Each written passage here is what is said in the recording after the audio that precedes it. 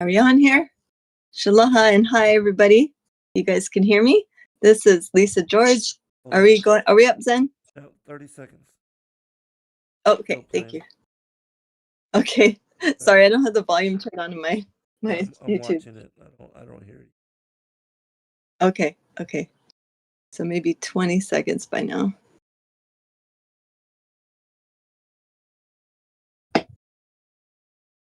Oh, Tammy said she hears us. Okay.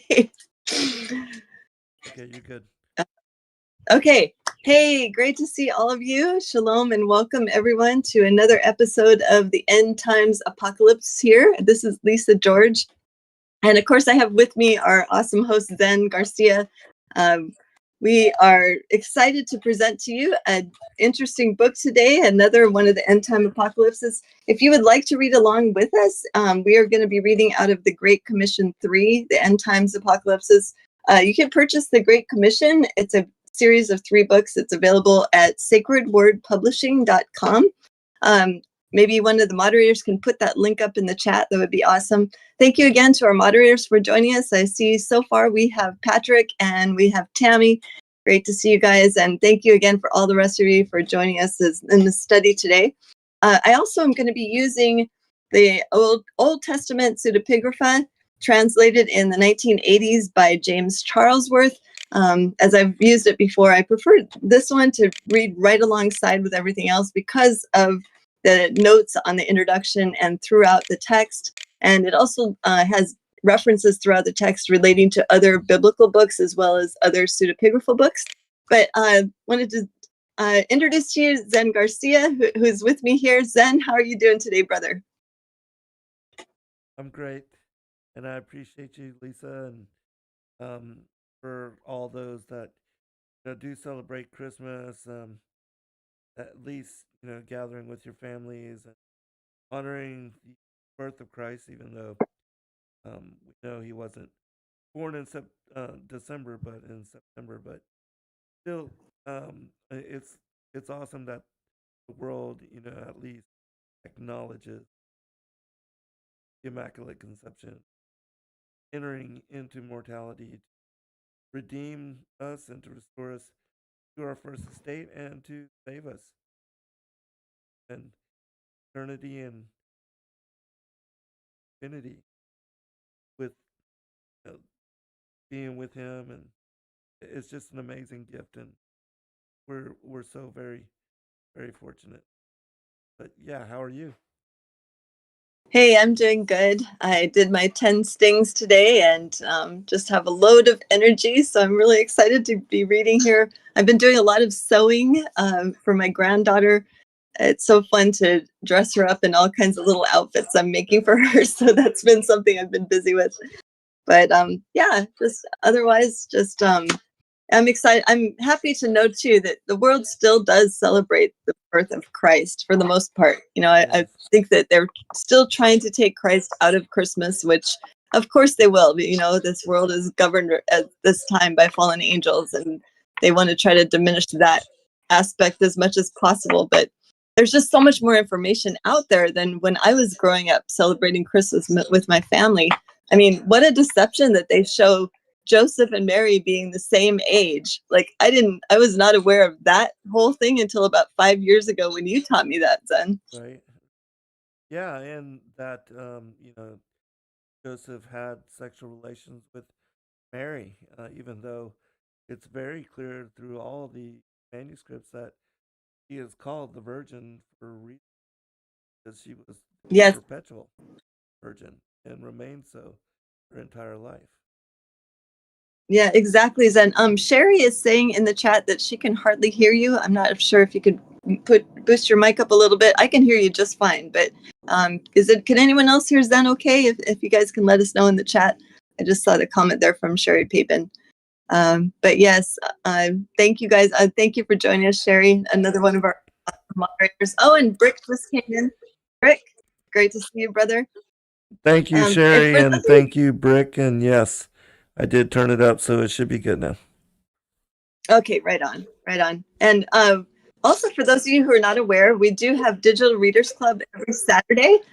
We're always welcoming new readers. If you guys would like to join us, if you would love to read the extra biblicals along with us, and then at the end, it's really amazing.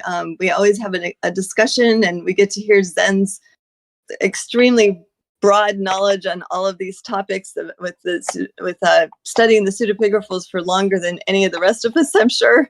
And so it's always nice to hear his insights. And so if you'd like to join us on Saturdays, it is at 8 p.m. Eastern time. And so just come on in. It's on this channel. And we all appreciate your support for this channel so much. And yes, Zen, it looks like your mic sounds great for everyone. Awesome. But yeah. So without further ado, if you guys are interested, we are going to be studying again the Greek apocalypse of Baruch. This is third Baruch. The Baruch that is in the apocryphal books of the Bible, it was still in the Bible in 1611 when the King James Version was published. That is considered first and second Baruch. This would be third Baruch. This is more of the apocalyptic manuscript, and we'll be able to see how it relates to the Baruch that is included in the Apocrypha. But the difference between apocryphal books and pseudepigraphal books is the apocryphal books were among those 14 books that were just most recently taken out of what we now call the Bible. They were still in there in 1611. I believe it was in the late 1800s when the newer translations started deleting those 14 books, and for good reason. That included the first and second Baruch, Esdras. There's so many apocalyptic end times information in there that I'm sure the elite did not want us to have, or did not want the church to be teaching people. So for one, I was brought up in churches where reading outside of the 66 books was just considered so taboo. I was actually afraid to read outside the 66 books. But then they promote other books by like Joel Osteen and Joyce Meyer and all these other books. But no, you cannot read the ones that were taken out of the Bible. It just made no sense whatsoever. So I'm just very grateful to this group of fellowship believers, and for Zen to being open to sharing all this and just not afraid, because the church has really fear-mongered us into not looking at these books. So I'm going to do hopefully a very short introduction to the Greek Apocalypse of Baruch, also known as Third Baruch. It is found in both the Greek language and the Slavonic. But the Slavonic is a translation from a Greek original, so they're basically all come from Greek. They dated it. Some of the Greek manuscripts have been dated from the late 15th to early 16th century, but overall, it is dated from just the 1st to the 3rd century. So it is an extremely old book, said to be first translated around the time of Christ or shortly afterwards. I believe it's older. It's just as old as the apocryphal books of Baruch, the first and second books of Baruch. The Slavonic manuscript is preserved in at least 12 manuscripts. So this is a widely translated text that we're going to be reading. It was written, let's see, there's another manuscript, but out of all these 12 manuscripts, one of them, I'll just touch on a few of these. One of them was passed into the Academy of Kiev. It was said to be written in 1701 and published by Sokolov, and this is just the later translations. Okay, that's not the first time it was written. And then I think this is very interesting. The translator, the person I'm reading this commentary from, James Charlesworth, it's pretty widely known translator. He said that the news of the discovery of the Sinai manuscript portions, and that would date it way back because that's Israel. It reached him only after his translation into English of Third Baruch was completed. And so he back in the 1980s when he was doing this particular translation, he said that he didn't have time to look at that one, but that one's even older. And as I said, again, the Slavonic version is a translation from the Greek. And it also, it says it appeals to the book of the prophet Baruch, that's the apocryphal book, to bear witness to an assertion because of the dating. In it, there are very clear indications of the 7 worlds or heavens. If this identification is correct, then the latest possible date for the writing of Third Baruch would be AD 231. Okay, so that's extremely old. shortly, not even 150 years after the time of Christ. And so, okay, there's a little bit more here. I'll just read. There's several different translators. Even Louis Ginsburg, who is the author of the Legends of the Jews that we're reading now in Digital Readers Club, he argued it was a Jewish Gnostic work from the beginning of the 2nd century. Origin also, he said it is extremely old, from the 1st or 2nd century. J.C. Pickard, he claimed it was a product of Jewish mysticism from the diaspora from the 1st or 2nd century. So you can see here, even all these translators are agreeing how old it is. And it says an argument for the earliest possible date is the dependency of 3rd Baruch on 2nd Baruch, 76 verse 3, in which Baruch is promised a vision. Okay, so this would be the vision that Baruch was promised in the apocryphal book of 1st and 2nd Baruch.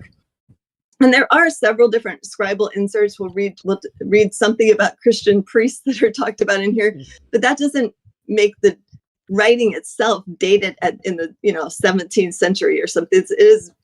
They all agree it was from the 1st or 2nd century. Anyway, so those were the main highlights I wanted to show you. And Baruch is also mentioned in the book of Jeremiah in the Bible. He was a prophet. And so he is a biblical character. So why would we not want to read all his books? And that is my little spiel for the day. Zen, did you want to start reading this book, brother? Yeah, I want to bring up something really quickly with regard to the languages and the texts and the dating and all of that. It's my personal opinion that the books of Baruch would date back to the diaspora. As that one individual said, I believe they would date back to probably the 2nd, 3rd century, BC, because Nebuchadnezzar took them into captivity 587 BC. They were there held for 70 years. They assimilated Aramaic as their colloquial lexicon. That was the language of trade in the Middle East. And so you find that the original Hebrew manuscripts were burnt when the temple was destroyed.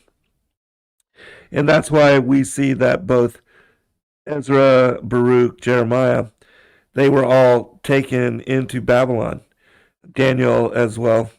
And during that time, the books were written in Aramaic, because again, Aramaic became the predominant lexicon of the age, and the Israelites assimilated it and began to speak it and to utilize it in their everyday affairs.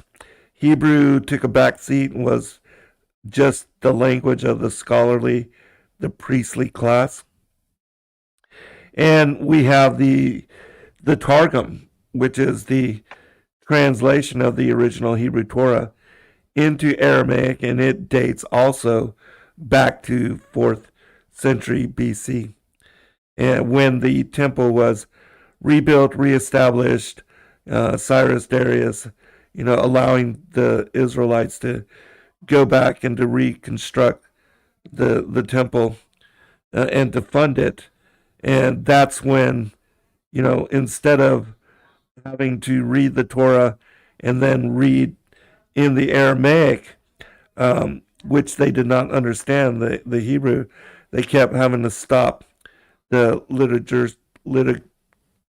liturgical services and the worship and devotion to translate the manuscripts for the people.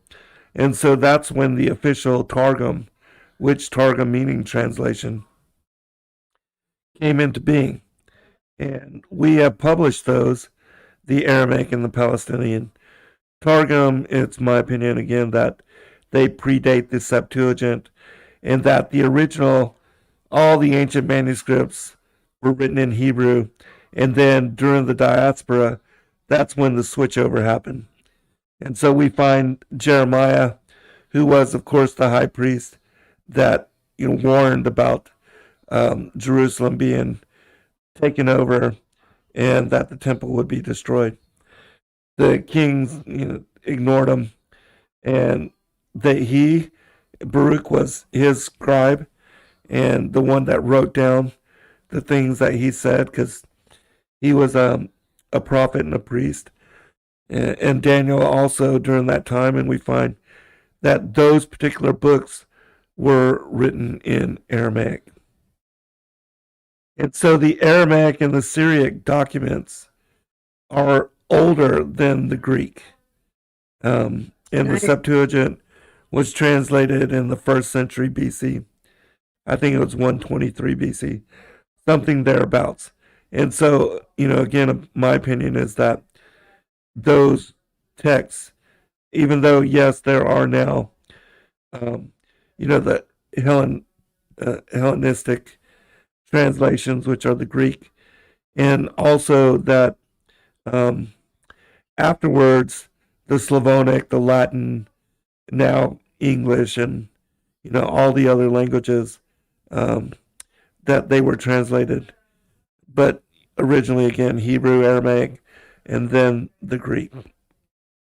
And so, if you find manuscripts that are in the ancient Aramaic, those, in my opinion, would be older than the Greek, like the Targum is.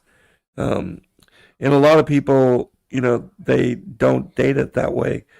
But when you look at the lies and the languages and when the Israelites assimilated them, that is the timeline.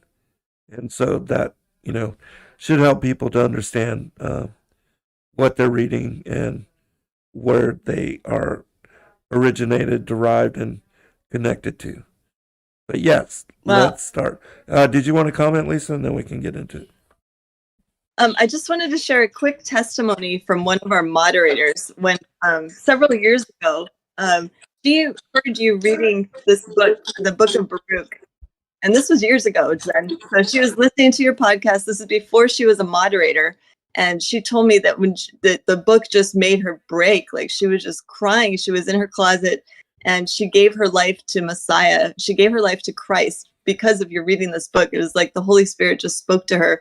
And I'm speaking of Tammy George. And so I thought you just really enjoy hearing that testimony, Zen, before we start reading. Praise God. That is amazing. Yeah, thank you, Tammy, for sharing that. It's you just never know which manuscript it will be, but definitely the Holy Spirit, uh, it resonates within people when we read the extra biblical material. And that, in my opinion, also shows that they are inspired. And of course, I'm not in any way saying that all of the extra biblical manuscripts are inspired in any manner. We read them and study them to have the experience of examining them, and we allow the Spirit to lead and to guide us. And so that's awesome. That's just an amazing testimony. So thank you, Tammy, for sharing that.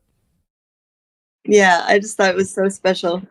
Did you want to start reading Zen? Did you want to read just from the Sacred Word Publishing translation of it, or did you want me to maybe make some highlights from Charles Worth's translation, or how do you want to do that? Do you want to read back to back?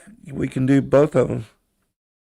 Okay, sure. Like Did we you want to do. start and go ahead with the Sure. Sacred Publishing one? Okay, that Sure. sounds great. All right. I'll read, like the first main chapter. Okay, this is the second Baruch, or the book of the Apocalypse of Baruch, the son of Neriah. The announcement of the coming destruction of Jerusalem to Baruch.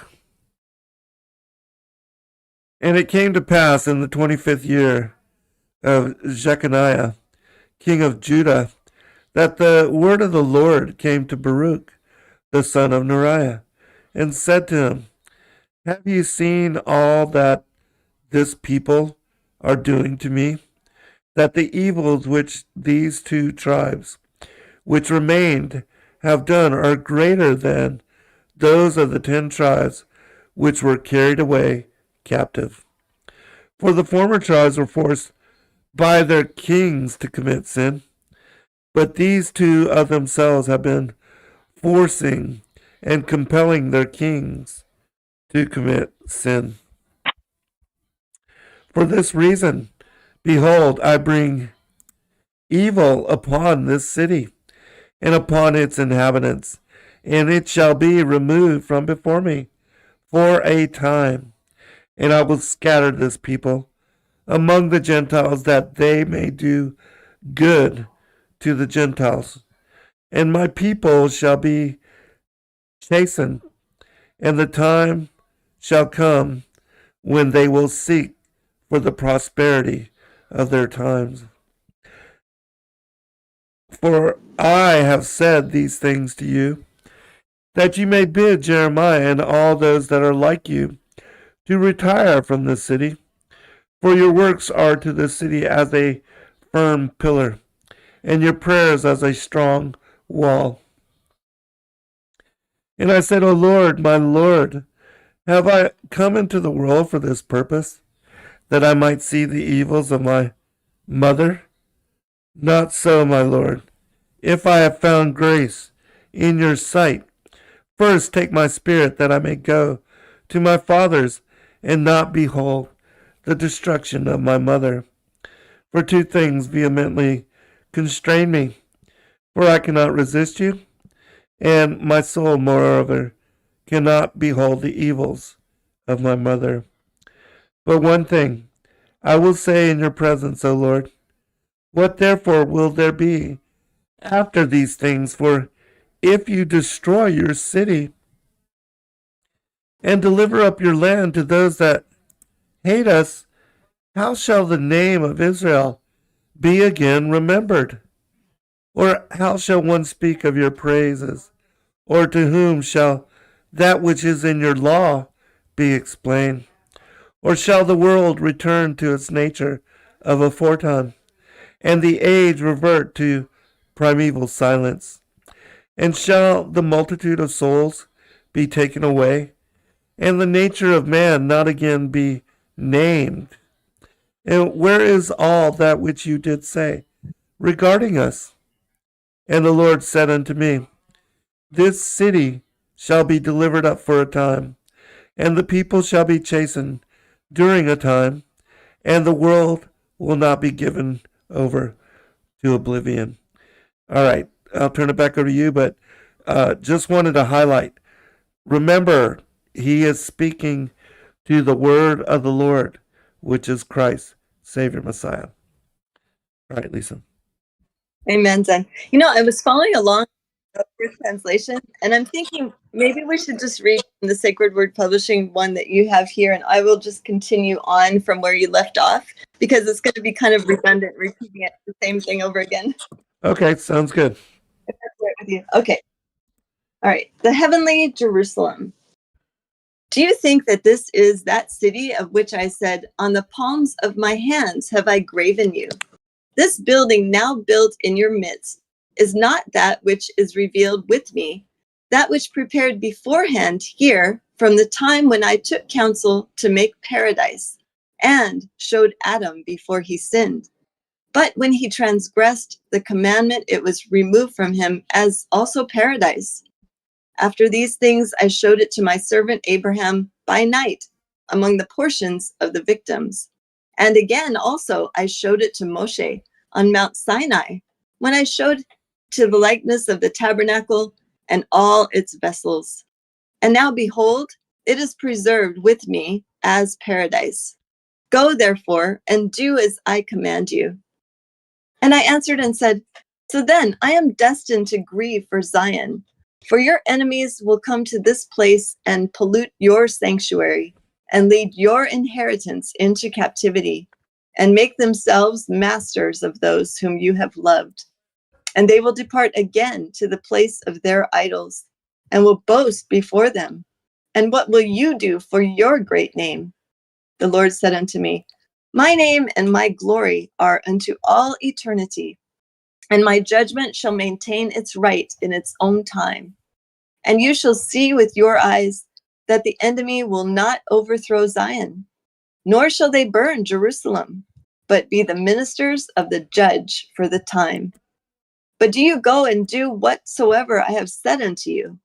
And I went and took Jeremiah and Adu and Sariah and Jabish and Gedaliah and all the honorable men of the people and I led them to the valley of Kidron, and I narrated to them all that had been said to me.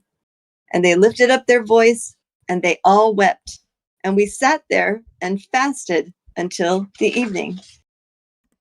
Zen, did you have any? Yeah, I wanted to emphasize something here. This book is so loaded. So I wanted to revisit the passage here because I think it's very important, and then we'll move on. You said, "This building now built in your midst is not that which is revealed with me, that which prepared beforehand here from the time when I took counsel to make paradise, and showed Adam before he sinned. But when he transgressed the commandment, it was removed from him, as also paradise." And so we see that in the primary Adamic literature, remember that it is the word of the Lord that removes Adam and Eve from paradise. That New Jerusalem, which is the place and the home of the righteous and of the immortal, and it is the garden of God's paradise up in the third heaven. That is where we are from. That is our first first estate, our place of habitation, and that is what will descend out of the heavens when the firmament is rolled back like a scroll at the end of days. When the wrath of God is poured out on the wicked, the heavens and the earth are dissolved and reestablished, and then New Jerusalem will come to the earth, and Christ will come down with all of his saints, and God willing, we will all be caught up in the air to be with him. All right, and then he says, "And after these things I showed it to my servant Abraham by night among the portions of the victims." This is the apocalypse of Abraham. Remember how Abraham was taken up through the firmament, and exactly the same way that Enoch was when he was taken up to that point where he was able to look down and see the world as a clock's face, the circle of the earth inscribed upon the waters of the deep, and he was able to describe the motions of the luminaries. It's from that same vantage point.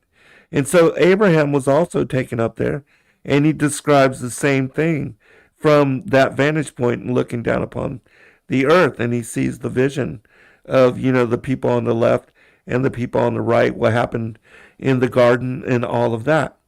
And then the next passage, "And again also I showed it to Moshe on Mount Sinai, when I showed to the likeness of the tabernacle and its vessels, and now behold, it is preserved with me as paradise." And so Moshe, even though he, yes, went up to the top of Mount Sinai, when we studied the text, and I forget which one it was exactly, I think it was in the Legends of the Jews, but remember the cloud came down and picked him up and then took him to where the Most High was. And here, of course, the Most High is the word of the Lord. And so just in the same way, Enoch in second Enoch, taken up through the 10 heavens, he was brought before the word of the Lord. And so clearly we see that Christ has all authority, dominion, and providence. And he was God incarnate much longer than he ever before he entered into mortal form. And so he was there when Adam and Eve were cast out. He was there when Abraham was taken up into paradise. He was there when Moshe was taken up into paradise. He was there when Paul was taken up into paradise. And so all of them are describing the same thing. And he tells us that paradise will return with him when he comes in his second advent. So let me give you a chance to comment, and then I'll read the next portion. Yeah, thank you for mentioning that, Zen. As I was reading, I was thinking, oh yeah, this is the vision that was shown to Abraham Right. There's all the books that you mentioned, and I think you're right. The Moshe one was as much as the but there was so much more than that we don't get in the Bible, and like we don't get all the visions that all of these people in the Old Testament had. We get few, but not all of them. And if they're mentioned in the Old Testament as a righteous person, as a prophet of Yah, having like Moshe or Abraham, they guarantee had visions of the heaven. Why would he not show like his top guys in the Old Testament all of these, like his dwelling or his what's above the firmament? Like, why would he not show that to them in visions? So it wasn't just Enoch that had that. It wasn't just Elijah. It was like all of them. So I'm glad that you touched on all that, Zen. Whenever you're ready to continue, brother, Yes, go ahead. exactly, Lisa. Exactly. He showed it all to them.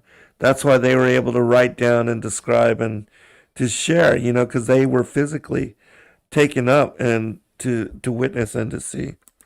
All right. The invasion of the Chaldeans and their entrance into the city after the sacred vessels were hidden and the city's walls overthrown by angels. And it came to pass on the morrow that, lo, the army of the Chaldees surrounded the city. And at the time of the evening, I, Baruch, left the people, and I went forth and stood by the oak. And I was grieving over Zion and lamenting over the captivity which had come upon the people. And lo, suddenly a strong spirit raised me, and bore me aloft over the wall of Jerusalem. And I beheld, and lo, 4 angels, standing at the 4 corners of the city, each of them holding a torch of fire in his hands. And another angel began to descend from heaven, and said unto them, Hold your lamps, and do not light them till I tell you. For I am first sent to speak a word to the earth, and to place it in what the Lord and the Most High has commanded me. And I saw him descend into the Holy of Holies, and take from there the veil, and the holy ark, and the mercy seat, and the 2 tables, and the holy raiment of the priests, and the altar of incense, and the 48 precious stones wherewith the priest was adorned, and all the holy vessels of the tabernacle. And he spoke to the earth with a loud voice. Now this is very important, and I'll explain why afterwards. Earth, earth, earth, hear the word of the mighty God, and receive what I commit to you. And again, then, until the last times, and guard them until the last times, so that when you are ordered, you may restore them, so that strangers may not get possession of them. For the time comes when Jerusalem also will be delivered for a time, until it is said that it is again restored forever. And the earth opened its mouth and swallowed them up. And after these things I heard that angel saying unto those angels who held the lamps, Destroy therefore and overthrow its walls to its foundations, lest the enemy should boast and say, We have overthrown the wall of Zion, and we have burnt the place of the mighty God, and they have seized the place where I had been standing before. Now the angels did as he had commanded them, and when they had broken up the corners of the walls, a voice was heard from the interior of the temple after the wall had fallen, saying, Enter you enemies, and come you adversaries, for he who kept the house has forsaken it. And I, Baruch, departed. And it came to pass after these things that the army of the Chaldees entered and seized the house and all that was around it. And they led the people away captive, and slew some of them, and bound Zedekiah the king, and sent him to the king of Babylon. All right, I want to just bring up one thing here. Now, remember, those of you that are familiar with the work of Ron Wyatt and how he has brought forth in story and in video documentation as well, and his family testifies as well, that he discovered the Ark of the Covenant in what was called Jeremiah's Grotto, and that it was down in the interior of the earth, that it was there along with the tables and the utensils, the showbread, and even the blood of Christ, which when he was crucified, there was a great earthquake and it split the land, and his blood leaked down into this grotto and covered what was the mercy seat. And Ron was able to test and to confirm that the blood was of a supernatural and it was still living, but it showed without a doubt that the Messiah was the Son of God and also of a human woman. And so remember that story as we read this particular text, because it fits in with, in my opinion, with the story of what um, Ron Wyatt brings forth.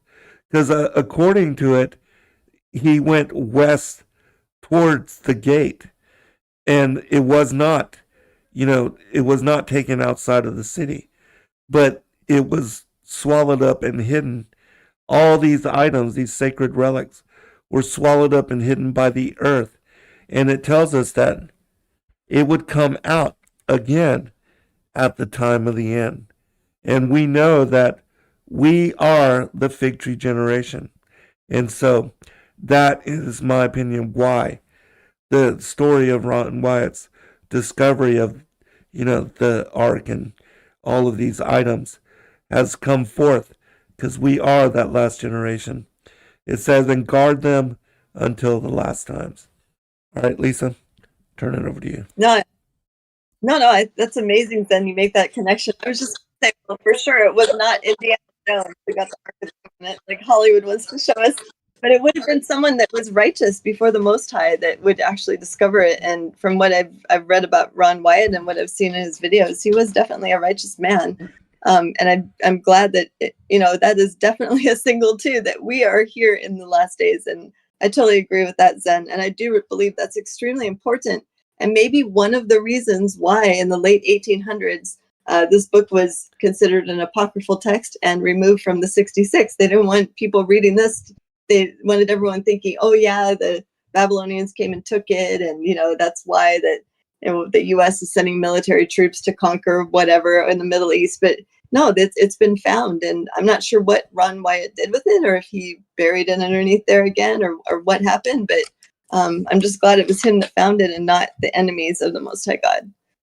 And I can continue reading if you want me to. Yes, please do. Thank you.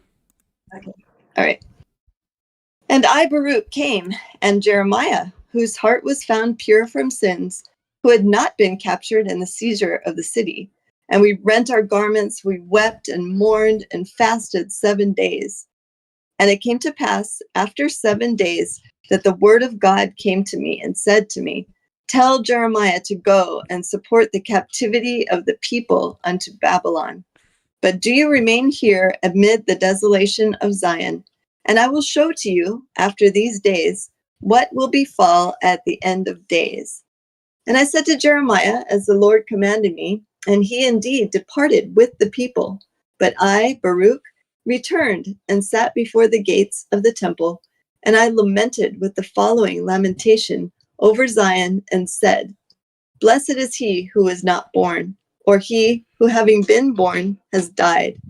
But as for us who live, woe unto us, because we see the afflictions of Zion and what has befallen Jerusalem. I will call the sirens from the sea, and you, Lilian, come you from the desert, and you, Shadim, and dragons from the forests. Awake, and gird up your loins unto morning, and take up with me the dirges, and make lamentation with me. Ye husbandmen, sow not again. And, O earth, wherefore give you your harvest fruits? Keep within you the sweets of your sustenance. And thou vine, why further do you give your wine? For an offering will not again be made from there in Zion, nor will first fruits again be offered. And do ye, O heavens, withhold your dew, and open not the treasuries of rain. And do, O sun, withhold the light of your rays. And, O moon, extinguish the multitude of your light. For why should light rise again, where the light of Zion is darkened? And you bridegrooms, enter not in, and let not the brides adorn themselves with garlands. And you women, pray not that you may bear, for the barren shall above all rejoice, and those who have no sons shall be glad, and those who have sons shall have anguish. For why should they bear in pain, only to bury in grief? Or why again should mankind have sons? Or why should the seed of their kind again be named, where this mother is desolate, and her sons are led into captivity? From this time forward, speak not of beauty, and discourse not of gracefulness. Moreover, you priests, take you the keys of the sanctuary, and cast them into the height of heaven, and give them to the Lord, and say, guard your house thyself, for lo, we are found false stewards. And you virgins, who weave fine linen and silk with gold of Ophir, take with haste all these things, and cast them into the fire, that it may bear them to him who made them. And the flame send them to him who created them, lest the enemy get possession of them. Moreover, I, Baruch, say this against you, Babylon. If you had prospered, and Zion had dwelt in her glory, yet the grief to us had been great, that you should be equal to Zion. But now, lo, the grief is infinite, and the lamentation measureless. For lo, you are prospered, and Zion desolate. Who will be judged regarding these things? Or to whom shall we complain regarding that which has befallen us? O Lord, how have you borne it? Our fathers went to rest without grief, and lo, the righteous sleep in the earth in tranquility, for they knew not this anguish, nor yet had they heard of that which had befallen us. Would that you had ears, O earth, and that you had a heart, O dust, that you might go and announce in Sheol, and say to the dead, blessed are you more than we who live. Zen, did you have comments on that part? I was going to mention Yes. about siren. I think you did, Zen. Go ahead. No, you go ahead. Say what you wanted to say first. Okay, I was just going to go and we've studied about the sirens. We know that those are kind of like the mermaids, the mothers of the Nephilim from the sea. And I think that when it says Lilene, it might be also Lilith coming from the desert. That's correct. Yes. Those passages in Isaiah. And the Shadim, those are like the elementals and the dragons from the forest. He's even calling all of these creatures that are like Nephilim, like type DNA combinations to come and mourn with him, which I think is really interesting. And also, too, it mentions Ophir. I don't know if you heard that in verse 19. Even the gold of Ophir is mentioned. And so, Zen, go ahead. Okay, yeah, those are really good points. And yes, I do agree with you that he is referencing the sirens and, the Shadim, which are like the demonic legion. And it also says in Jeremiah that at the end of days that the Shadim will be released out of the north. So I believe that, they will be part of the locust army that is loosed out of the bottomless pit by the Apollyon Abaddon, the destroyer. But yeah, all really good points. All right, this is the Oxyrhynchus Greek fragment. And it looks like there are two different versions. So I'll read the left side, Lisa, and you can read the right, if that's correct. Okay. All right, it says this. But I will say this as I think. Oh, I wanted to make one other mention really quickly, which we can bring this up probably in the next show. But there's a manuscript, I forget the name of it right now. But remember at the very beginning of this book, Baruch speaks about how he does not want to see the destruction of Jerusalem. Well, there's a manuscript that it's either Baruch or another one of the scribes that is a scribe unto Jeremiah. He is instructed to go gather figs, and then he takes a nap out in the wilderness. And then when he wakes up, he's 70 years into the future. And the Most High has kept him from seeing the destruction of Jerusalem. And when he wakes up, it's it's being rebuilt, it's being reestablished. The diaspora is over. He sees Jeremiah and he sees him as a much older man, and then he explains to him, what happened, what did I miss, and then Jeremiah tells him basically that you've been missing for 70 years.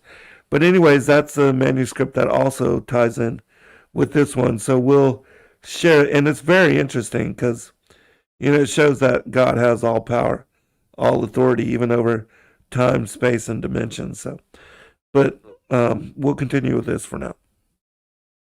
And then I'll try to find it after the show and see if we can share it in the next one. All right. That's cool. I've never heard of that one. That sounds cool, Zen. Yeah, it's a very cool manuscript, and most people have never heard about it. And the reason Baruch does not, or if it's Baruch, I don't remember exactly which scribe it was, but he wakes up and the figs are still fresh. And so that's why he's utterly confused, because he thinks he just woke up from a nap and goes back to the city, and, it's not under destruction anymore. And he's way confused. All right, let's continue. But I will say this as I think, and I will speak against you, O land, which all prospering, prospering, A-L-T, prospering, the noonday does not always burn, nor do the rays of the sun constantly give light. Do not expect land, hope, expect that you will always be prosperous and rejoicing, and be not greatly uplifted and boastful. For assuredly in its own season shall the divine wrath awake against you, which now is in long suffering is held in as it were by rains. All right, so I'll let you read the other portion. Okay. But I will say this as I think, and speak against you, the land that is. Not always does the noonday burn, nor do the rays of the sun constantly give light. And do not you expect to rejoice, nor condemn greatly. For assuredly in its season shall the divine wrath be awakened against you, which is now restrained by long suffering, as it were by a rain. That's very similar, huh? I don't see too much difference. Yeah, no, not very much. All right, let's continue. Okay. All right, 12:5 now. Second fast revelation as to the coming judgment on the heathen. And when I had said these, and having said these things, I fasted 7 days. These things I fasted. Oh, it is broken up in 2 columns. All right, so I'll just read the last side. And when I had said these things, I fasted 7 days. And it came to pass after these things, that I, Baruch, was standing upon Mount Zion. And lo, a voice came from the height, and said unto me, Stand upon your feet, Baruch, and hear the word of the mighty God. Because you have been Zion, you shall therefore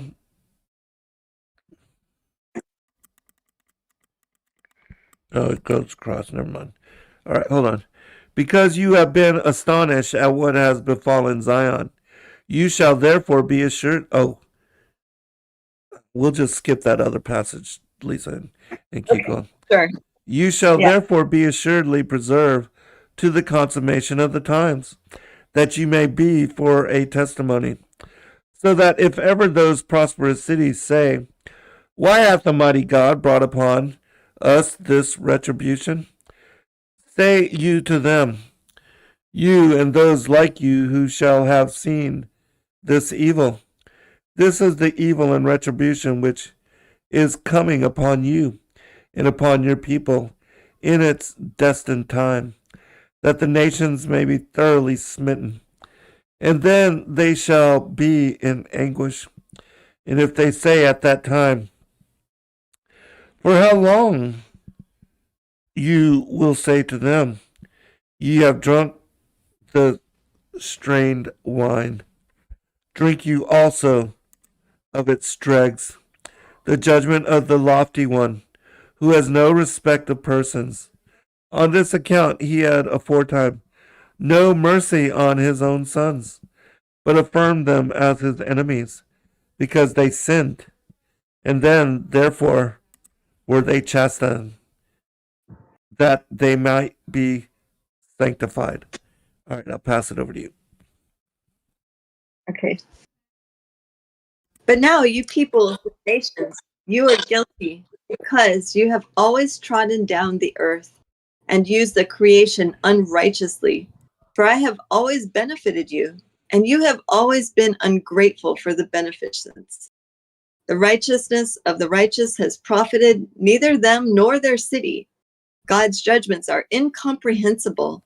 The world was made for the righteous, yet they pass, and the world remains. Answer: man knows God's judgments and has sinned willingly. This world is a weariness to the righteous, but the next is theirs to be won through character, whether a man's time here be long or short. Final weal or woe, the supreme question. And I answered and said, lo, you have shown me the method of the times, and that which shall be after these things. And you have said unto me that the retribution which has been spoken of by you shall come upon the nations. And now I know that those who have sinned are many, and they have lived in prosperity and departed from the world. But the few nations will be left in those times, to whom those words shall he said which you did say.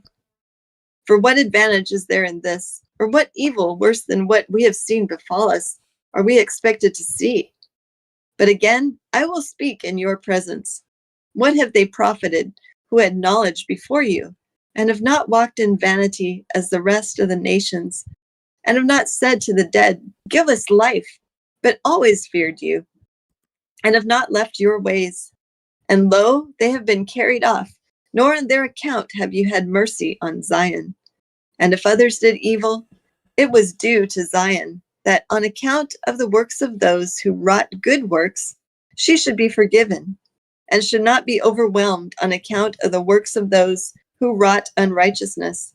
But who, O Lord, my Lord, will comprehend your judgment? Or who will search out the profoundness of your way? Or who will think out the weight of your path?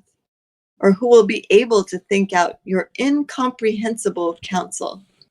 Or who of those that are born has ever found the beginning or end of your wisdom?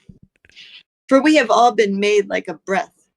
For as the breath ascends involuntarily and again dies, so it is with the nature of men, who depart not according to their own will, and know not what will befall them in the end. For the righteous justly hope for the end, and without fear depart from this habitation, because they have with you a store of works preserved in treasuries. On this account also, these without fear leave this world, and trusting with joy, they hope to receive the world which you have promised them. But as for us, woe to us, who also are now shamefully entreated, and at that time look forward only to evils. But you know accurately what you have done by means of your servants. For we are not able to understand that which is good as you are, our Creator. But again, I will speak in your presence, O Lord, my Lord. When of old there was no world with its inhabitants, you did devise and speak with a word, and forthwith the works of creation stood before you. And you did say that you would make for your world man as the administrator of your works, that it might be known that he was by no means made on account of the world, but the world on account of him. And now I see that as for the world which was made on account of us, lo, it abides, but we, on account of whom it was made, depart. And I think we might be at break. Is that right, Zen? Yes, we are. Zen, can I hear you, brother? I think we're at break. Sorry, yes, we are at break. All right, we'll be back, everyone.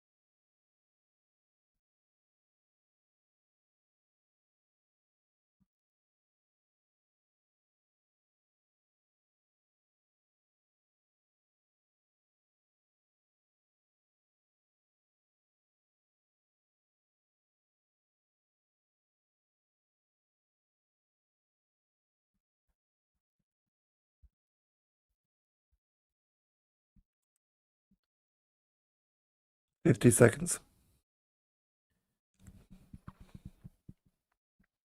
All right, thanks, Zen. Yep.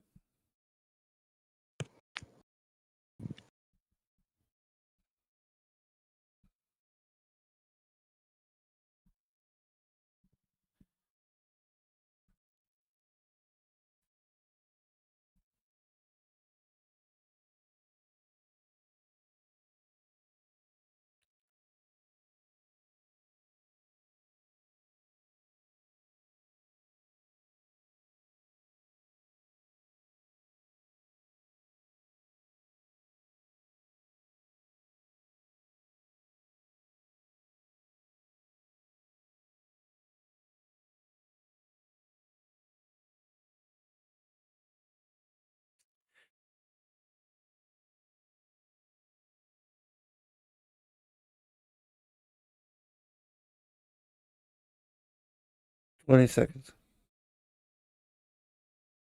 That was one more.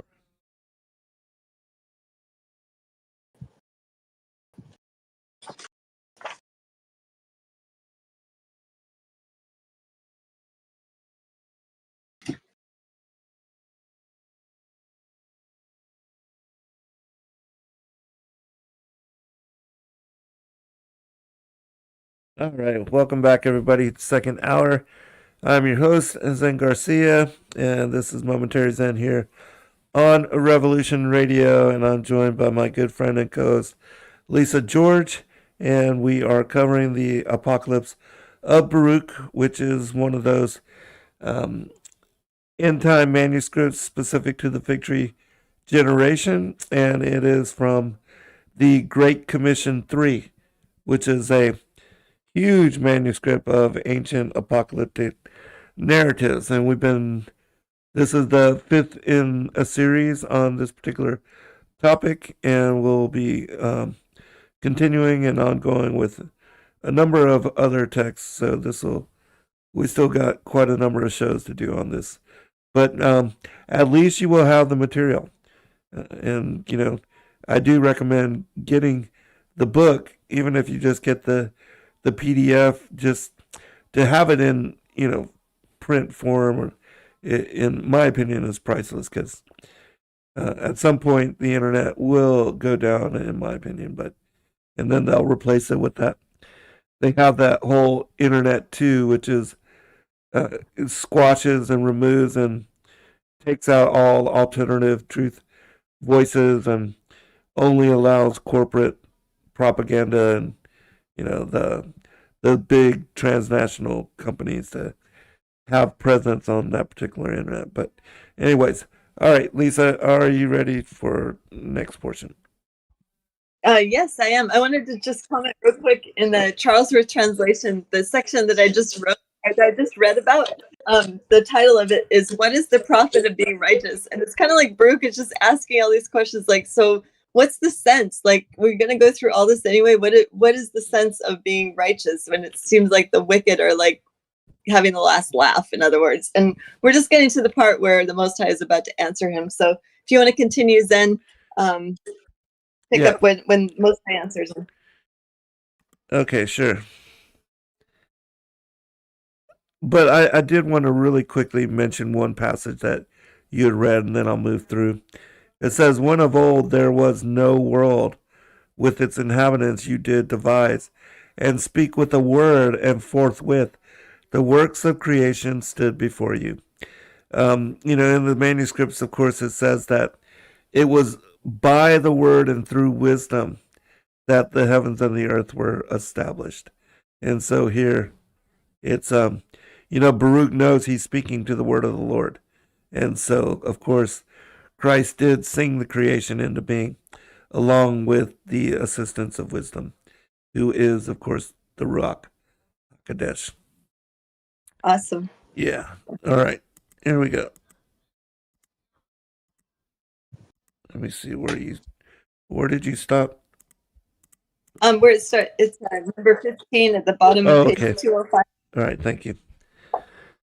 "And the Lord answered and said unto me, You are rightly astonished regarding the departure of man, but you have not judged well regarding the evils which befall those who sin. And as regards what you have said, that the righteous are carried off and the impious are prospered. And as regards what you have said, man knows not your judgment. On this account hear, and I will speak to you, and hearken, and I will cause you to hear my words. Man would not rightly have understood my judgment, unless he had accepted the law, and I had instructed him in understanding. But now, because he transgressed willingly, yea, just on this ground that he knows about it, he shall be tormented. And as regards what you did say touching the righteous, that on account of them has this world come, so also again shall that which is to come come on their account. For this world is to them a strife and a labor with much trouble, and that accordingly which is to come, a crown with great glory. And so, of course, the meek inherit the earth, and God willing, we will all be numbered with the elect to live in and to be with the Most High in New Jerusalem, which he already told Baruch would come with him. And I answered and said, O Lord, my Lord, lo, the years of this time are few and evil, and who is able in his little time to acquire that which is measureless? And the Lord answered and said unto me, with the Most High account is not taken of time, nor of a few years. For what did it profit Adam that he lived 930 years and transgressed that which he was commanded? Therefore the multitude of time that he lived did not profit him, but brought death and cut off the years of those who were born from him. Wherein did Moshe suffer loss in that he lived only 120 years? And inasmuch as he was subject to him who formed him, brought the law to the seed of Jacob, and lighted a lamp for the nation of Israel. And I answered and I said, he that lighteth hath taken from the light, and there are but few that have initiated him. But those many whom he hath lighted have taken from the darkness of Adam, and have not rejoiced in the light of the lamp. And he answered and said unto me, wherefore at that time he appointed for them a covenant, and said, behold, I have placed before you life and death. And he called heaven and earth to witness against them. For he knew that his time was but short, but that heaven and earth endure always. But after his death they sinned and transgressed, though they knew that they had the law, reproving them, and the light in which nothing could err. Also the spheres which testify, and me. All right, I'll pass it to you, Lisa. Okay. Now, regarding everything that is, it is I judge. Do not you take counsel in your soul regarding these things, nor afflict thyself because of those which have been. For now it is the consummation of time that should be considered, whether of business or of prosperity or of shame, and not the beginning thereof. Because if a man be prospered in his beginnings, and shamefully entreated in his old age, he forgets all the prosperity that he had. And again, if a man is shamefully entreated in his beginnings, and at his end is prospered, he remembers not again his evil entreatment. And again, hearken, though each one were prospered all the time from the day on which death was decreed against those who transgress, and in his end was destroyed, in vain would have been everything. Zion has been taken away to hasten the advent of the judgment. Therefore, behold, the days come, and the times shall hasten more than the former, and the seasons shall speed on more than those that are past, and the years shall pass more quickly than the present years. Therefore have I now taken away Zion, that I may the more speedily visit the world in its season. Now therefore, hold fast in your heart everything that I command you, and seal it in the recesses of your mind.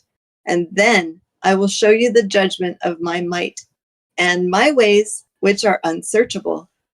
Go therefore, and sanctify yourself 7 days, and eat no bread, nor drink water, nor speak to anyone.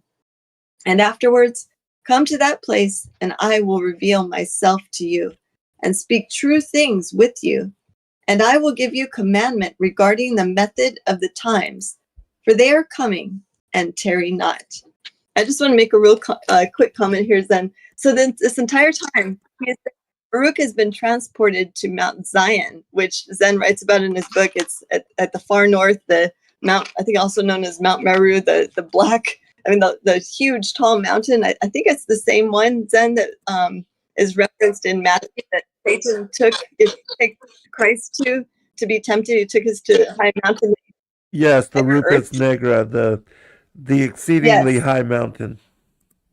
yes. So he's standing up there on the top of that, and to me anyway, I think we're experiencing this where it says the time shall hasten more than the former, and the season shall speed on more than those that are past. And it's not just me. I've seen comments from a bunch of people on social media saying, why does the time just seem like it just sped up all of a sudden? The things just happen really fast. And this is not just because I'm getting old.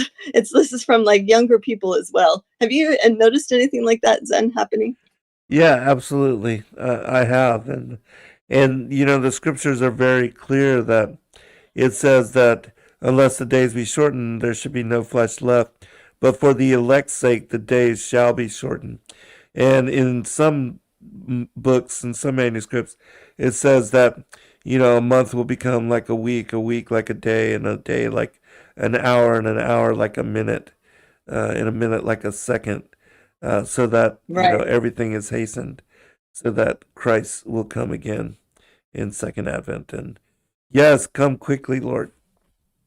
Amen. Amen. Amen. Yes. Did you want to continue reading, Zen, or you want me to keep going? Yes, I'll read. Okay. This is an appropriate place. All right. Fast of 7 days, Baruch's prayer, God's answer, and the prayer of Baruch the son of Neriah. And I went there, and I sat in the valley of Kidron in a cave of the earth, and I sanctified my soul there, and I ate no bread, yet I was not hungry, and I drank no water, yet I thirsted not, and I was there till the 7th day, as he had commanded me. And afterwards I came to that place where he had spoken with me.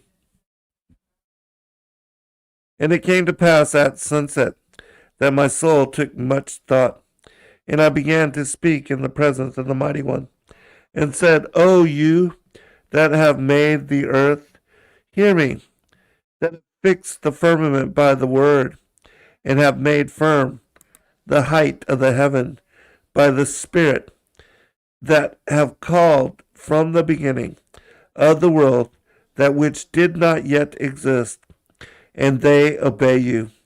You that have commanded the air by your nod, and have seen those things which are to be as those things which you are doing. You that rule with great thought the hosts that stand before you, also the countless holy beings which you did make from the beginning of flame and fire, which stand before you, also the countless holy beings which you did make from the beginning of flame and fire, which stand around your throne. You rule with indignation. To you only does this belong, that you should do forthwith whatsoever you do wish, who causes the drops of rain to rain by number upon the earth, and alone knows the consummation of the times before they come. Have respect unto my prayer, for you alone are able to sustain all who are, and those who have passed away, and those who are to be, those who sin, and those who are too righteous as living, and being past finding out. For you alone do live immortal and past finding out, and now and know the number of mankind. And if in time many have sinned, yet others, not a few, have been righteous. All right, pass to you. You know where you preserve the end of those who have sinned, or the consummation of those who have been righteous. For if there were this life only, which belongs to all men, nothing could be more bitter than this.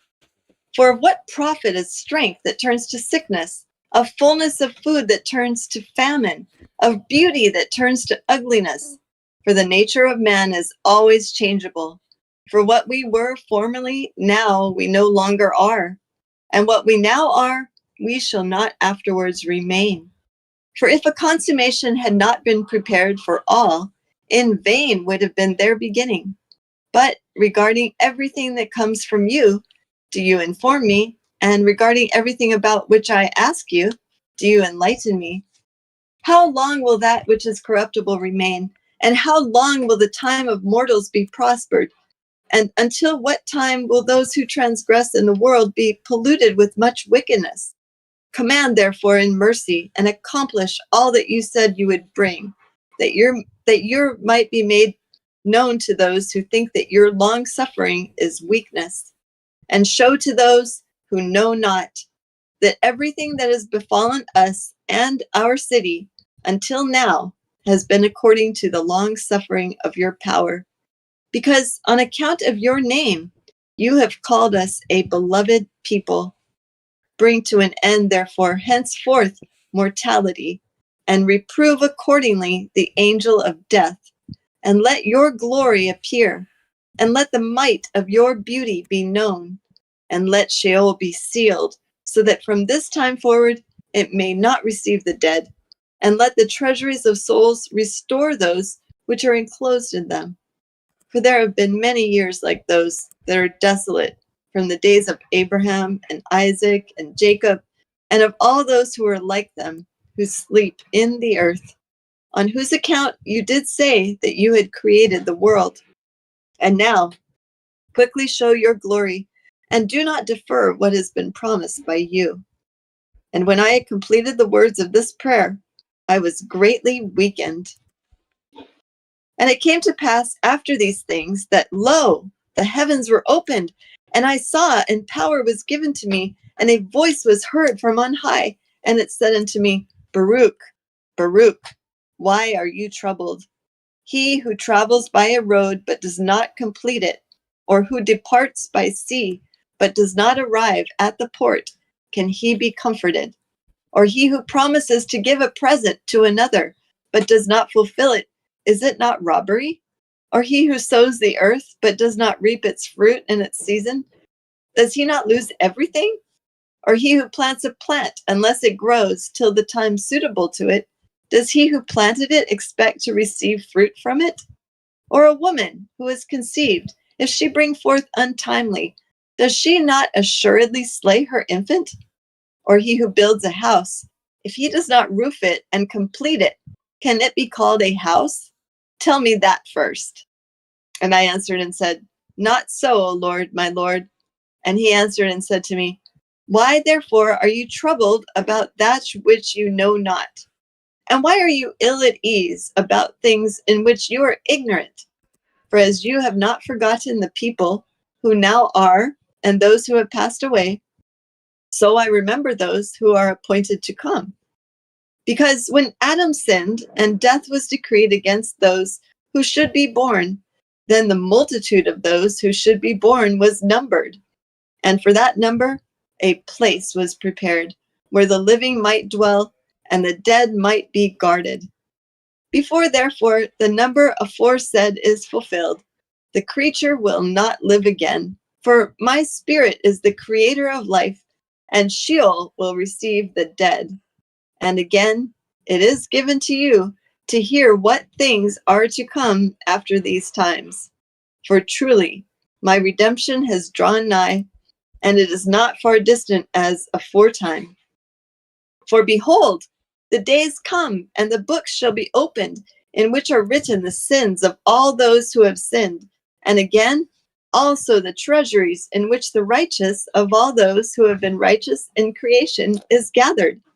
For it shall come to pass at that time that you shall see, and the many that are with you, the long suffering of the Most High, which has been throughout all generations, who has been long suffering towards all who are born, alike those who sin and those who are righteous. And I answered and said, But behold, O Lord, no one knows the number of those things which have passed, nor yet of those things which are to come. For I know indeed that which has befallen us, but what will happen to our enemies, I know not. And when you will visit your works. Zen, did you want to comment, brother? Sorry, Zen, I Yes. can't hear you. That's okay. Okay. I mute myself just so you come in clear. So Oh, thank you. yeah, no worries. Okay, yeah. I have two passages that I want to highlight. Let me go back just a little bit.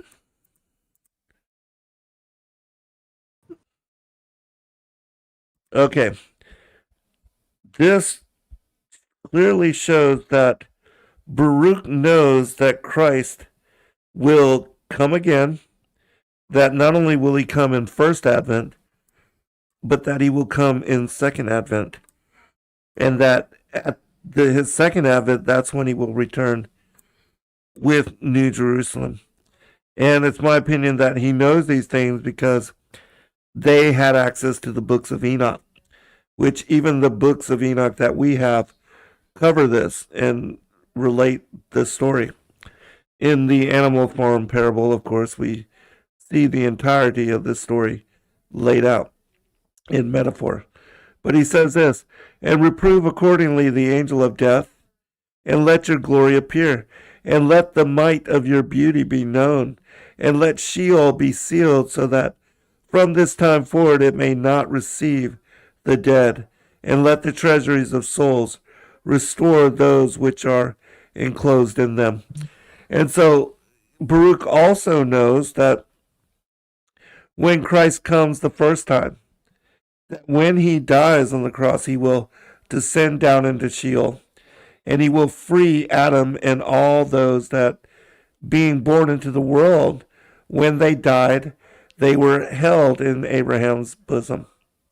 And we know that this is the first resurrection, and it is also in celebration of first fruits, that they were the first fruits of the resurrected dead, and that Adam and his righteous descendants were taken out of Sheol, taken up into paradise, baptized in the Arturian lake by the archangel Michael, and then allowed to enter into New Jerusalem, where they encountered the thief that had died with Christ on the cross, the one that was on the right, Didymus, and that he was told, "This day you will be with me in paradise."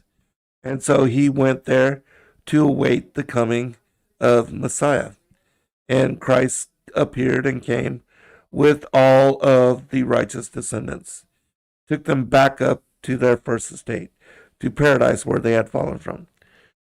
And then we see also, it says,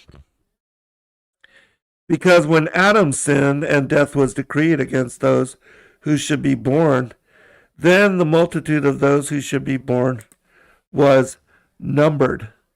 And for that number a place was prepared where the living might dwell and the dead might be guarded. And so that place, of course, is New Jerusalem, paradise. And those that are the wicked, they are held within the bosom of the earth. They are still bound in Sheol. All right. So again, this was common knowledge. This is not New Testament messianic gospel of Matthew, Mark, Luke, and John. This is Old Testament, ancient, extra biblical, apocryphal books of Enoch, the Son of Man, the Ancient of Days, and his first and second advent, and how he would be Savior, Messiah, and Redeemer. All right, now we go to the coming judgment. For behold, the days come, and the books shall be opened, in which are written the sins of all those who have sinned. And again, also the treasuries in which the righteousness of all those who have been righteous in creation is gathered. For it shall come to pass at that time that you shall see, and the many that are with you, the long suffering of the Most High, which has been throughout all generations, who has been long suffering towards all who are born, alike those who sin and those who are righteous. And I answered and I said, but Behold, O Lord, no one knows the number of those things which have passed, nor yet of those things which are to come. For I know indeed that which has befallen us, but what will happen to our enemies, I know not. And when you will visit your works, the sign of the coming judgment. And he answered and he said unto me, You too shall be preserved till that time, until that sign which the Most High will work for me, the inhabitants of the earth, in the end of days. This therefore shall be the sign. When a stupor shall seize the inhabitants of the earth, and they shall fall into many tribulations, and again when they shall fall into great torments. And it will come to pass when they say in their thoughts by reason of their much tribulation, The mighty one doth no longer remember the earth. Yes, it will come to pass when they abandon hope, that the time will then awake. And I answered and said, Will that tribulation which is to be continue a long time? And will that necessity embrace many years? The 12 woes that are to come upon the earth, the Messiah, and the temporary Messianic kingdom. And I'll let you read this part, Lisa. Okay. Well, this is one of my favorite parts. All right, thank you. Yes. And he answered and said unto me, Into 12 parts is that time divided, and each one of them is reserved for that which is appointed for it. In the first part, there shall be the beginning of commotions. And in the second part, there shall be slayings of the great ones. And in the third part, the fall of many by death. And in the fourth part, the sending of the sword. And in the fifth part, famine and the withholding of rain. And in the sixth part, earthquakes and terrors. And in the eighth part, a multitude. Oh, it looks like we missed the seventh part there. And in the eighth part, a multitude of specters and attacks of the Shadim. And in the ninth part, the fall of fire.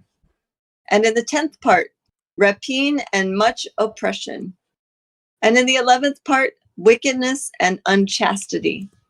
And in the 12th part, confusion from the mingling together of all those things aforesaid. For these parts of that time are reserved, and shall be mingled one with another, and minister one to another. For some shall leave out some of their own, and receive in its stead from others. And some complete their own and that of others, so that those may not understand who are upon the earth in those days, that this is the consummation of the times. Nevertheless, whoever understands shall then be wise, for the measuring and reckoning of that time are 2 parts a week of 7 weeks. And I answered and said, It is good for a man to come and behold, but it is better that he should not come, lest he fall. But I will say this also, will he who is incorruptible despise those things which are corruptible? And whatever befalls in the case of those things which are corruptible, so that he might look only to those things which are not corruptible. But if, O Lord, those things shall assuredly come to pass, which you have foretold to me, so do you show this also unto me, if indeed I have found grace in your sight. Is it in one place or in one of the parts of the earth that those things are to come to pass? Or will the whole earth experience them? And he answered and said to me, Whatever will then befall will befall the whole earth. Therefore, all who live will experience them. For at that time I will protect only those who are found in those selfsame days in this land. And it shall come to pass, when all is accomplished, that was to come to pass in those parts, that the Messiah shall then begin to be revealed. And Behemoth shall be revealed from his place, and Leviathan shall ascend from the sea, those 2 great monsters which I created on the 5th day of creation, and shall have kept until that time. And then they shall be for food for all that are left. The earth also shall yield its fruit 10,000-fold, and on each vine there shall be 1,000 branches, and each branch shall produce 1,000 clusters, and each cluster produce 1,000 grapes, and each grape produce a core of wine. Those who have hungered shall rejoice. Moreover, also, they shall behold marvels every day. For winds shall go forth from before me to bring every morning the fragrance of aromatic fruit, and at the close of the day, clouds distilling the dew of health. And it shall come to pass at that selfsame time that the treasury of manna shall again descend from on high, and they will eat of it in those years, because these are they who have come to the consummation of time. And it shall come to pass after these things, when the time of the advent of Messiah is fulfilled, that he shall return in glory. I just think that's so awesome. I know you want to comment on that, Zen.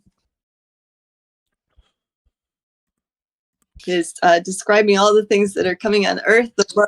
Yes, I do. I think this is a very important aspect of the text. Of course, it fits right along with what is described in Matthew 24, Mark 13, and Luke 21, which are the apocalyptic narratives where the apostles ask him what would be the sign of your return and of the end of the age. And I want to just read a couple things here really quickly that are part of that. And this is from the Apocalypse of Peter. And when the Lord was seated upon the Mount of Olives, his disciples came unto him, and we besought and entreated him severally and prayed him, saying unto him, Declare unto us what are the signs of thy coming and of the end of the world, that we may perceive and mark the time of thy coming, and instruct them that come after us, unto whom we preach the word of thy gospel, and whom we set over in thy church, that they, when they hear it, may take heed to themselves, and mark the time of thy coming. And our Lord answered us, saying, Take heed that no man deceive you, and that ye be not doubters, and serve other gods. Very important part there. Many shall come in my name, saying, I am the Christ. Believe them not, neither draw near unto them. For the coming of the Son of God shall not be plain foreseen, but as the lightning that shineth from the east unto the west, so will I come upon the clouds of heaven, with a great host in my majesty, with my cross going before my face. Will I come in my majesty, shining sevenfold more than the sun. Will I come in my majesty with all my saints, mine angels, mine holy angels, and my Father shall set a crown upon my head, that I may judge the quick and the dead, and recompense every man according to his works. That was the only portion, but that, and then I'll just go back to what you had read from, because I think it's very important to see and to take into consideration these signs. And whatever will then befall will befall the whole earth. Of course, it says that in Luke, Matthew 24 as well. Therefore, all who live will experience them.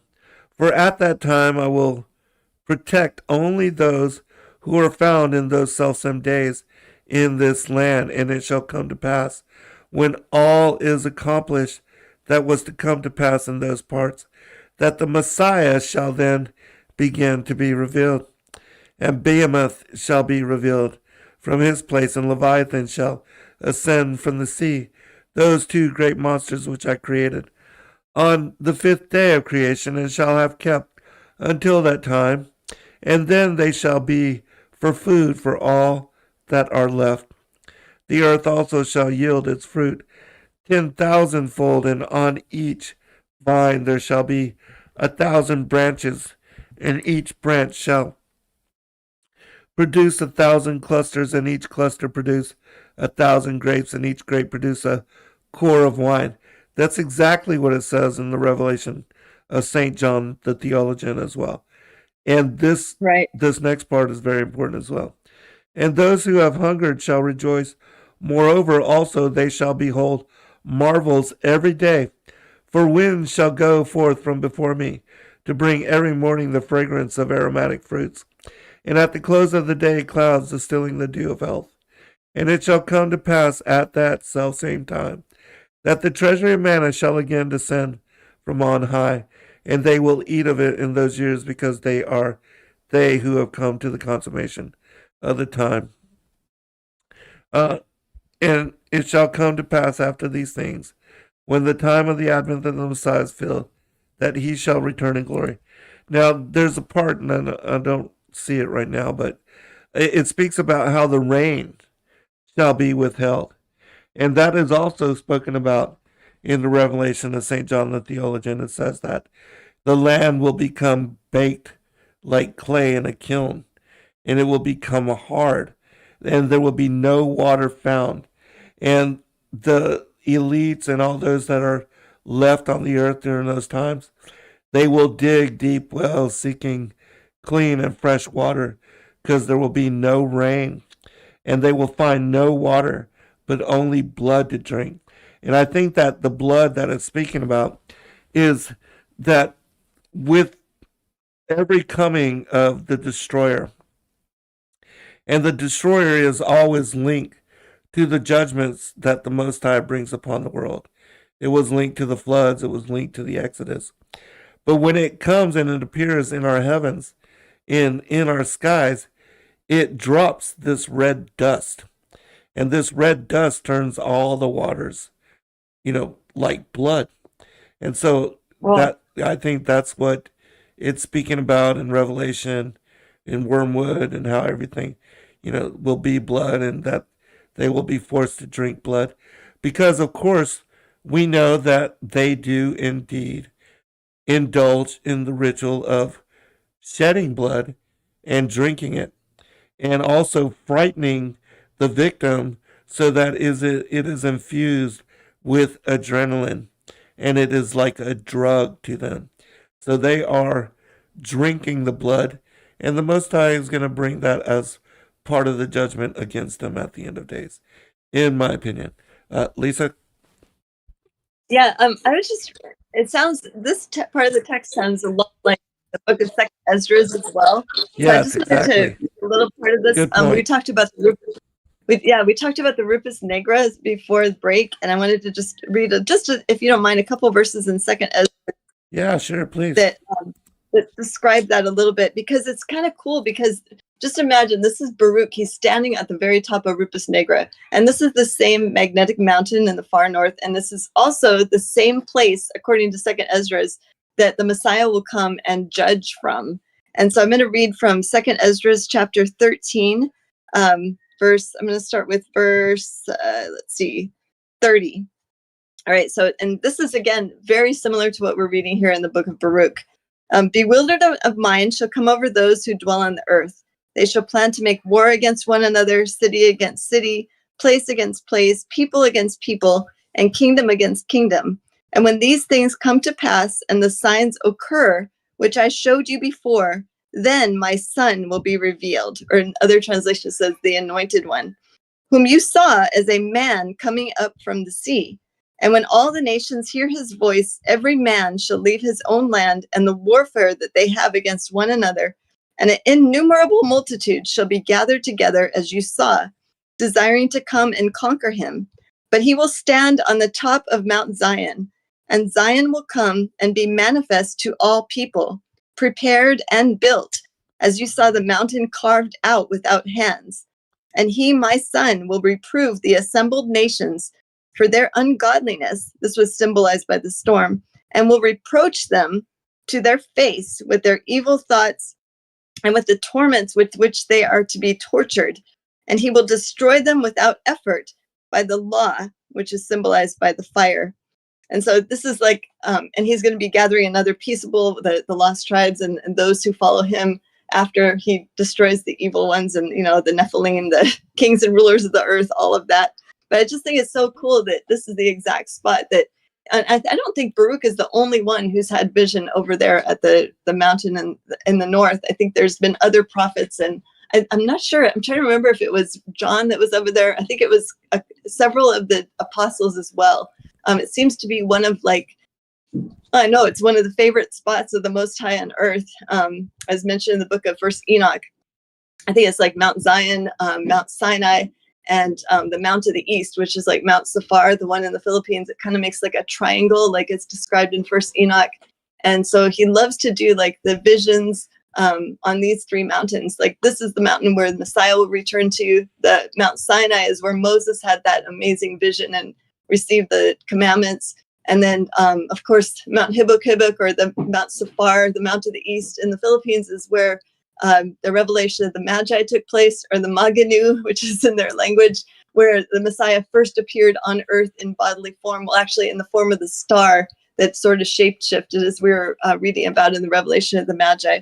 I just wanted to point out to those different mountains. I just think it's so cool that we can actually see these places on earth at this time. And I also want to mention, too, about Leviathan and Behemoth, because those are the creatures. They're also mentioned in Second Esdras that he created at the beginning. And it says in here in Baruch that there will be food like for the righteous. And so I believe it's like Leviathan is like a creature that dwells in the sea. It sounds like we will be partaking of Leviathan's body at the end of days. It will be food for the righteous anyway. What are your thoughts on that, Zen? Yeah, I think you're absolutely correct. And as I've shown in my work on Paradise, the sides of the north, and the Mount of the Congregation, that Jacob's ladder is located at the North Pole, and that the North Pole is the portal to both the Most High's throne room and to the heavenly temple and to paradise, which is the home of the righteous and the place of the immortals. And it is also the hollow earth entrance into what is called the bottomless pit or the abysmal chasm, Havelgomer, the navel of the earth. It's all the same thing. The black Rupus Negra, the black rock, this antimony lodestone mountain, which is why all the compasses point north. It's located there. It's described in so many manuscripts, and it's talked about in historical precedents in the Aventio Fortunata, which means fortunate voyage, which is a 14th century manuscript. All these things are out there and available. It's just that nobody teaches that they are all in similarity the same thing. And when you start to study biblical cosmology, this is the truth of the matter. And you will come to understand the true nature and the structure of the earth and how it all fits together with Scripture. Because clearly we are shown in Isaiah 14 by Hallel, the son of the morning. He says that he will exalt his throne above the stars and the clouds of God, which are located in the sides of the north and above the Mount of the Congregation. And above the Mount of the Congregation is Polaris, the one fixed star of the celestial evening. And so that is where the Most High has established his throne room. And that's where all the patriarchs are taken to when they are given vision of paradise or they are brought before him. And so it's all the same structure of the earth once you understand the true cosmology. Yeah, it really makes a difference to know our true cosmology, because otherwise you're just thinking of these are like fantastical areas and a place that we have no idea, or possibly out in the great universe somewhere, and not, you know what I mean? Like it's hard to imagine where these places are unless you know our true cosmology. Yeah, I don't put anything beyond the ability and the capacity of the Most High God. Nothing at all. But just imagine what scientism is trying to get us to buy into and to believe. They teach that we are living in this ever expanding universe, that all the stars are suns, and that all Right. of them randomly evolved planets and planetary systems around them. And that they all, as long as they are in the Goldilocks zone, that they will all, of course, randomly evolve life as well. And so, science teaches that everything came from chaos when that is so far from the truth, because God is a God of order and design, intelligent design.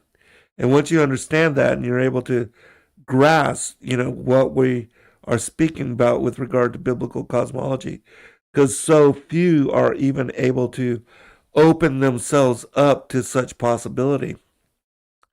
It is the most difficult thing for individuals to overcome their own personal bias and their own cognitive dissonance.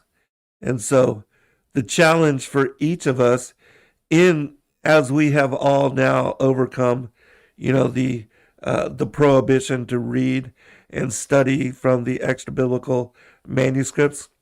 In the same manner, we have to get over believing we already know the truth of the structure of the world and how the quote unquote solar system plays out. Because the true solar system is that the sun and the moon, Mercury, Mars, Venus, Saturn, and Jupiter, those are the 7 planets, the wandering stars, which all move in circle around Polaris. If anything, we live in a polar Polaris system, not a solar system, because everything moves in a circle around Polaris. And that's the truth of the matter. Anybody that takes time lapse photography of how the star trails occur over the course of an evening, you can see it for yourself. You can confirm it for yourself. It's been this way for thousands of years. Navigators have utilized the North Star anytime it makes its appearance at night. They are able to navigate accordingly, knowing which direction, because as long as they can find true north, they know which way west and east and south is. And so, um, you know, I just wish people could overcome their prejudices and open themselves to the truth that is revealed in the books of Enoch and so many other. I mean, all the biblical manuscripts speaking about the first 4 days of creation. They tell you that the heavens and the earth were established by Elohim. They became without form and void, and then they were recreated. The earth was reestablished, recreated, and replenished. And so, it also tells us in Second Peter and other places about the first world age and how it was destroyed in Catabo, and how this world age will be destroyed by fire and fervent heat, that all the elements will melt in dissolution. And so, uh, I think the study of prophecy should be the number one focus of all people everywhere, because it's so very important for us to understand what's coming in order to prepare our families and to protect them and to take steps where we are preparing for those things that are on the horizon. Lisa? Oh, totally. I so agree, Zen. I think it's so important to share with our families and do in-person studies if you can. It's just small groups. If you know of anyone in person, or if anyone, just a couple people come to your house for dinner. I mean, we usually try to like drop seeds left and right if we have people come over, and even like other pastors that Noble's known since seminary. I mean, it's just they're so close to reading the extra biblicals, but we always just try to drop seeds here and there. And some of them have kind of unfriended us even just because of that. And it's crazy because the prophecy matches just like in the Bible. It's not like we're trying to make up anything new, but just because there's the fact that we're reading outside the Bible. I wanted to share something real quick, if you don't mind, Zen. Speaking of Leviathan and Behemoth, Shay made a comment in the chat about the possible location of these creatures, and I wanted to read in First Enoch chapter, if that's okay with you. Yes, please go right ahead. All right, First Enoch chapter 60. If you look at verse 7, and it's describing around the time of the day of judgment. It says, on that day, two monsters will be parted. One monster, a female named Leviathan or Leviathan, in order to dwell in the abyss of the ocean over the fountains of water.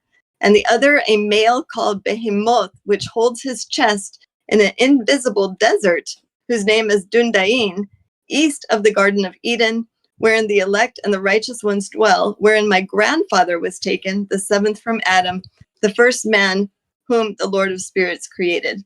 Okay, so there, it's, to me, it's talking about what is the location of Leviathan and Behemoth now. And Shay was mentioning, who thought, well, maybe some of the islands in the Philippines could be like, because these are gigantic monsters, right? The huge beasts. And we won't see them until around Judgment Day, but it says that where they're living on Earth right now. And so there is a place, because in another passage, I'm looking for that one, if anyone knows this passage in the chat where it says where Behemoth dwells, where there's 1,000 hills. And there is a place located, because if you look at ancient maps, we've kind of proven that over 75 ancient maps point to the location of the Garden of Eden being underneath the land that we call the Philippines, or Ophir, or Havila, whatever you want to call it today. And then, so if it's east of that particular location, there is an island, which, of course, before the flood, it all used to just be land. It wasn't all these islands. And we're just seeing like the tops of these mountains. But there is a location, one of the islands that we just traveled to a couple months ago, called Bohol. And that's where the Eskaya tribe lives, that they claim to have the book of First Enoch in their possession. And we're working with them to try to get that released so that we can have it translated to English by one of their own, because only they know this language, that live on this island. And they're right next to where they live. There's a UN sanctioned plot of land, huge acres and acres of land. And there are 1,000 hills. No, there's no place on earth that's like this. You can look it up. You can Google it. It's called the Chocolate Hills, and it's a UNESCO sanctioned land. So in other words, there's something going on there, because UN doesn't sanction land unless there's like something spiritually or, biblically that happened there that they don't want everybody to know about and go and digging around. So we did go there, and you can go to this lookout place, and there's these perfectly formed hills, over 1,000 of them, about 1,500 hills, and nobody can actually live there. On the outskirts of it, there's some farms, and there's no cities in that area. And it's just massive. And it's just like, as far as you can see, they call it the Chocolate Hills because only this particular type of plant will grow on these little hills. I mean, they're not little, they're huge, but they're all the same size. And during the dry months, which is, I believe right now during their winter is the dry months. And this plant that grows on the top of it turns brown. So they turn from all being green to this brown. So they kind of look like Hershey's Kisses in a way. But they're all exactly the same size. It's like this phenomenon. Nobody can figure out what they are. No one's allowed to dig into them. And if that's where Behemoth is living, then I can see why UN would sanction that land.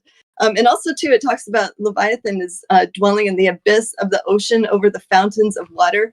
And the fountains of water are described during the flood, where it talks about the fountains of the deep were broken up. So it was kind of like along the rivers of Eden that are underneath the ocean right now. There was like water volcanoes just shooting out of these areas, and that kind of broke up what we would call the rivers of Eden today, that you can see on maps, where if you look at the ocean areas of maps, you can see like these lines that are kind of drawn into that landscape underneath the ocean. Like the Mariana Trench would be an example of one of the ancient rivers of Eden, the Pishon River, because it flows down right by Japan and Korea, and then it goes around the entire archipelago, or the 7,000 islands of the Philippines, which is also the Avila.